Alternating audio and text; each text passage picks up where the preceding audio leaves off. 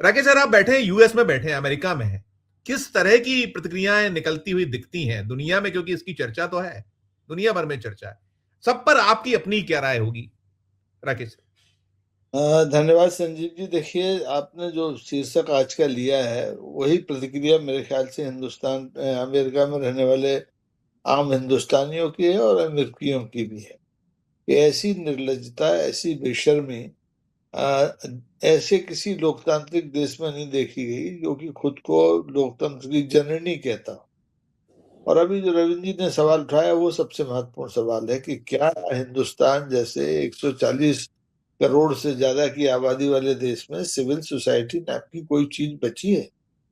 क्या civil society का वजूद है कि वो संसद या सरकार को किसी भी मुद्दे पर मजबूर कर सके कि वो उसे माने, खासतौर पर जनहित का मुद्दा हो, खास तौर पर इस तरीके से उस मुद्दे को हाईलाइट किया जा रहा हो और रेखांकित किया जा रहा हो कि वो बिल्कुल गांधीवादी तरीका हो, आदमी चुपचाप बैठा हुआ है, अपना आत्मोत्सर्ग कर रहा है, अपनी जान दांव पर लगाया है, इसके बावजूद भी सरकार सुनने को तैयार नहीं। और दुर्भाग्य ये है कि हमें बड़ी उम्मीद थी और यहाँ के लोग भी बड़ी उम्मीद रखे हुए थे कि चलिए सरकार तो गूंगी बहरी है, जैसी भी है ठीक है। अब दिल्ली हाई कोर्ट ने संज्ञान लिया है, उसको अर्जेंसी पर सुना है, तो हो सकता है कि गुरुवार को जब सरकार जवाब देगी तो वो कहेगी कि हम सोनम जी को उठा रहे हैं, उनकी जान की चिंता हमें भी है। लेकिन जो हलफनामा सामने आए हैं सरकार के, केंद्र सरकार का चाहे दिल्ली सरकार का, उसमें इस तरह की कोई बात नहीं है। इससे ये बेशर्मी और निर्लज्जता और प्रमाणित हो गई है कि सरकार जनहित के मुद्दों पर और जनहित के लिए लड़ाई लड़ने वालों के प्रति रत्ती भर गंभीर नहीं। उसकी उधेड़-बुन वही है जो आपने शुरू में प्रस्तावना में कही कि वो महिला आरक्षण के झांसे में परसिमन विधेयक पारित कराने की जोड़-तोड़ में लगी हुई है। वो संसद में 2/3 बहुमत कैसे हासिल हो, इस जोड़-तोड़ में लगी है। कहाँ से ईंट जोड़े, कहाँ से रोड़ा जोड़े और अपना कुनबा तैयार करे। उसे सोनम वांगचुक की नीट परीक्षा की या उसकी शुचिता की या लीकेज के जो पेपर लीकेज के जो मामले हुए हैं उनकी कोई चिंता नहीं है। उसे ये इस बात की चिंता नहीं कि देश में धीरे धीरे एक असंतोष और अविश्वास का वातावरण सरकार के प्रति, संवैधानिक संस्थाओं के प्रति बन रहा है और इसे तोड़ा जाना चाहिए। कोई चिंता नहीं। जहां तक मीडिया का सवाल है तो जो स्थिति सिविल सोसाइटी की है वही मुख्य धारा की मीडिया की भी है। इसीलिए हम दुनिया की जो फहरिस्त अभी रविंद्र जी कह रहे थे कि हम 157 पर आ गए, उससे कोई फर्क नहीं पड़ता कि हम कहाँ पहुंच गए। सवाल ये है कि वस्तु स्थिति यह है कि पूरा देश, निर्लज्जता केवल सरकार की नहीं है, सिविल सोसाइटी की भी है।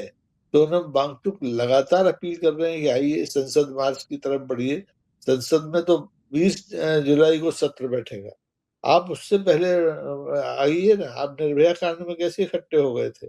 आप दूसरे अन्ना हजारे का बार बार जिक्र आ रहा है, उसमें लोग कहाँ कहाँ से अलग अलग क्षेत्रों से आए थे और बाद में वो हीरो भी बन गए, नेता भी बन गए। और आज जो अन्ना हजारे का कहीं पता नहीं है। लेकिन सोनम वांगचुक का मामला दूसरा है। आप देखें, अगर अतीत में जाएं तो सोनम वांगचुक एक खानदानी अनशनकारी है, गांधीवादी अनशनकारी।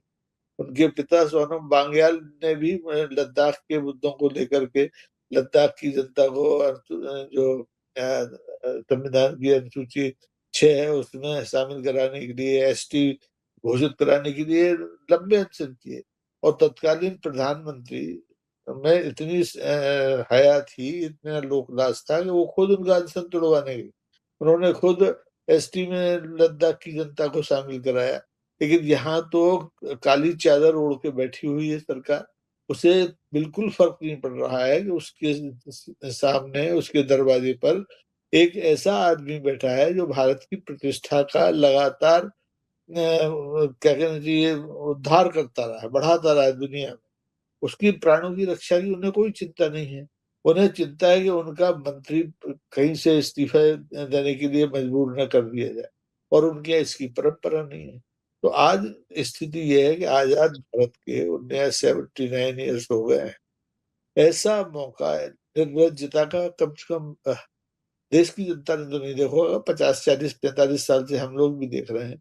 ऐसी निर्लज्ज सरकार जो जन आंदोलनों को हाशिए पर फेंकने के लिए सारी ताकत लगा रही है, अदालत में झूठ बोल रही है, जनता से झूठ बोल रही है, और वो यही चाहती है कि कैसे भी ये जो मसला है ये मुख्य मुद्दों से हट जाए। और आप देखें प्रोफेसर अग्रवाल, आपको याद होंगे गंगा के मामले पर उन्होंने आमरण अनशन किया, अपना प्राण उत्सर्ग किया, सरकार नहीं झुकी। तो ये सरकार जनता का, जनता के प्रतिनिधियों का और जनहित के मुद्दों का कोई भी परवाह करने के लिए तैयार नहीं है। इसे सिर्फ और सिर्फ कुर्सी चाहिए, और वो कुर्सी बचाने के लिए एक नहीं 100 सोनम वांगचुक कुर्बान हो जाए, उसे कोई फर्क नहीं पड़ता, क्योंकि बेशर्मी और निर्लजता है। जिस सरकार में, जिस सत्ता प्रतिष्ठान में लोक लाज का डर नहीं हो, उसका रामराज झूठा है। राम राज की ये बार बार बात करते हैं, और हम तो कहते हैं किंवदंती भी होगा राम राज। तो राम राज में एक टिप्पणी पर राजा राम को अपनी पत्नी का त्याग करना पड़ता है। ये सत्ता ही नहीं त्याग पा रहे, पद सत्ता तो दूर की, पत्नी तो है ही नहीं, इनपे ये क्या त्यागेंगे, उसको तो बहुत पहले त्याग दिया। तो बहुत विषम स्थिति है, दिल दुखता है। अब मैं तो चूंकि बहुत दूर 15,000 किलोमीटर दूर बैठा हूँ, नहीं तो मेरी भी इच्छा थी कि मैं भी संसद मार्च में सोनम वांगचुक के साथ एक नागरिक की हैसियत से खड़ा हो, पत्रकार की हैसियत से न हो। तो मेरी पूरी सहानुभूति, और हिंदुस्तान के जो लोग यहाँ रह रहे हैं उनकी सहानुभूति सोनम वांगचुक के इस ऐतिहासिक अनशन के प्रति है। और वो चाहते हैं कि गांधी जी का जो हथियार है, सत्य का, अहिंसा का, सत्याग्रह का, ये कामयाब हो।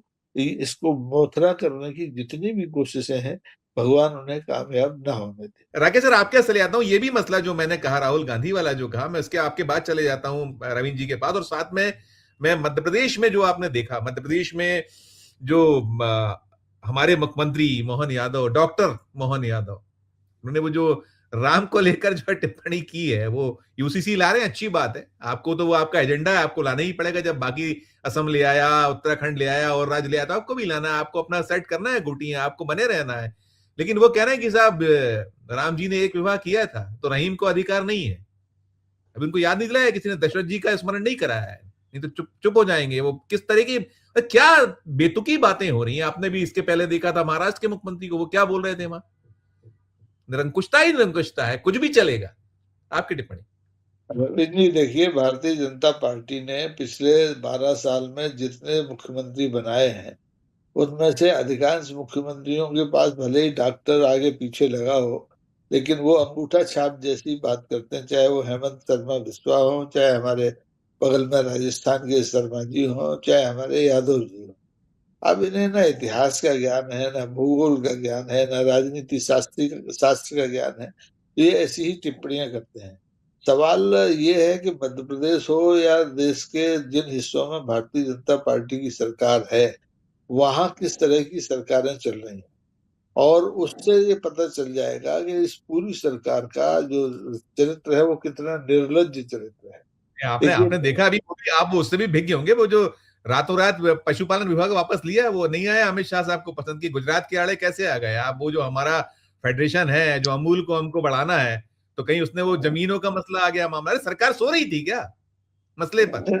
देखिए ये सरकार तो सो ही रही है। ये सरकार, अभी आपने देखा नर्मदा का जो नदी का जो हमारा समझौता जल का हुआ है, उसमें हम पीड़ित हैं, मध्य प्रदेश पीड़ित है। वो 550 करोड़ गुजरात को दे रहा है।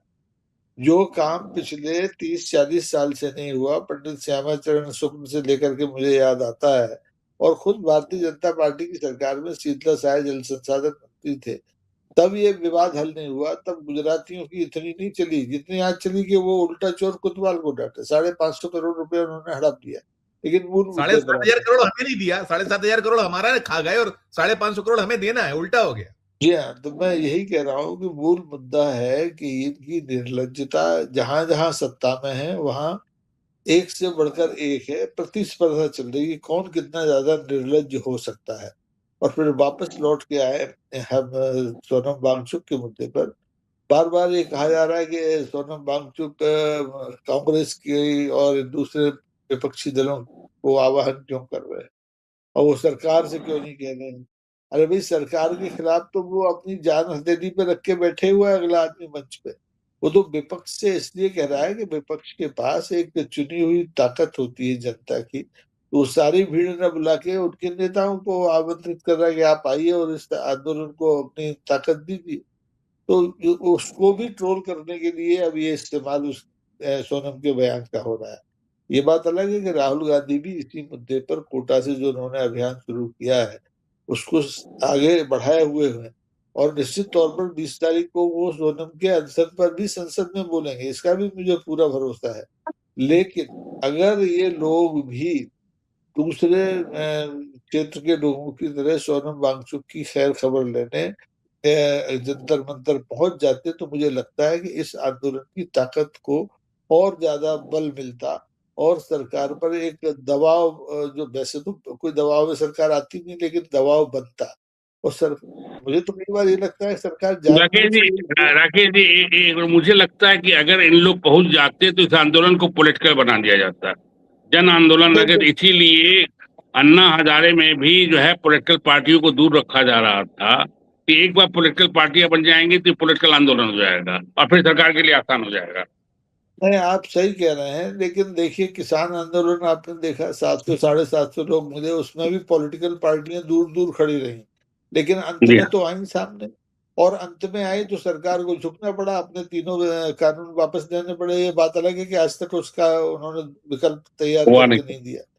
तो कोई भी मुद्दा हो, आजकल जीवन का कोई ऐसा पहलू नहीं बचा है जो राजनीति से निरपेक्ष ना हो, जुड़ा राजनीति उससे न जुड़ी हो। तो ये मुद्दा जो है, जैसे अभी सोनम वांगचुक का आप जो बयान सुना रहे थे, उसमें नई शिक्षा नीति की उन्होंने बात की थी। तो उस मुद्दे पर मुझे याद है 2003 3 साल पहले सोनम वांगचुक इन्हीं धर्मेंद्र प्रधान के साथ बैठे थे। उन्होंने तमाम सारी अपनी सलाह दी थी, सुझाव दिए थे कि आप इसमें ये जोड़िए, इसमें ये जोड़िए। और आज उन्हीं सोनम वांगचुक को उन्हीं धर्मेंद्र प्रधान के इस्तीफे के लिए अपनी जान कुर्बान करने की नौबत आ गई है।